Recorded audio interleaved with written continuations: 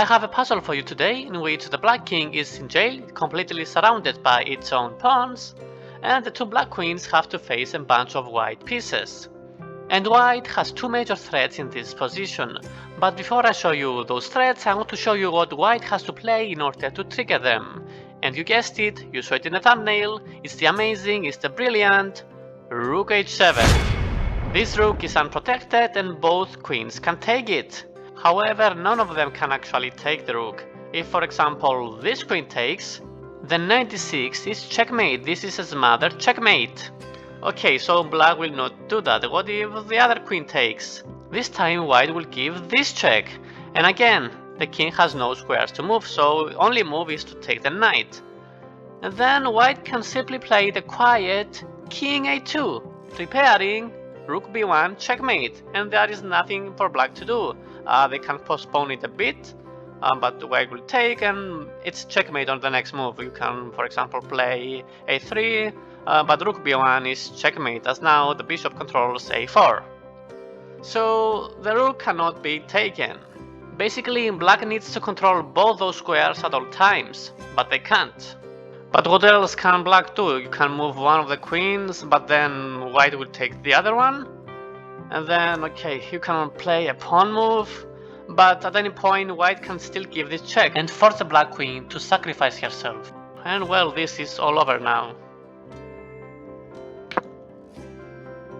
And if you don't move either of the queens, let's say you move a pawn, again, the white rook will take one of them.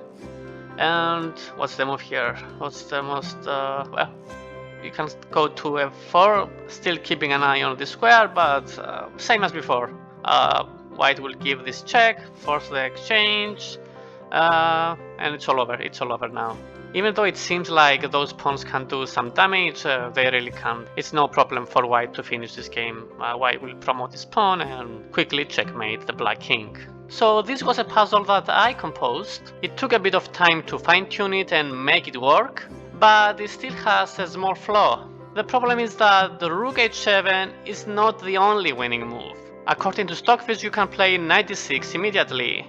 And okay, black will lose one queen, and we are left with this position. And it's +3 for white, so it is winning, but it's not so clear. It's gonna be a very, very long grind. And for a human it will be very, very difficult to finish this game. Also, you can play, let me go back. You can play this knight check for the first move still. After the queen takes, you exchange. You can still not take this because of the same checkmate.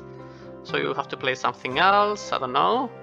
This is still +3 for white. So again, it's winning, but it's not so clear how to do it. So if we go back, rook h7 is not the only winning move, but it's by far the most forcing one and the fastest way to win this game. So despite this small detail, I hope you enjoyed this puzzle and this video. Let me know what you think. That's it, thanks for watching and see you in the next one.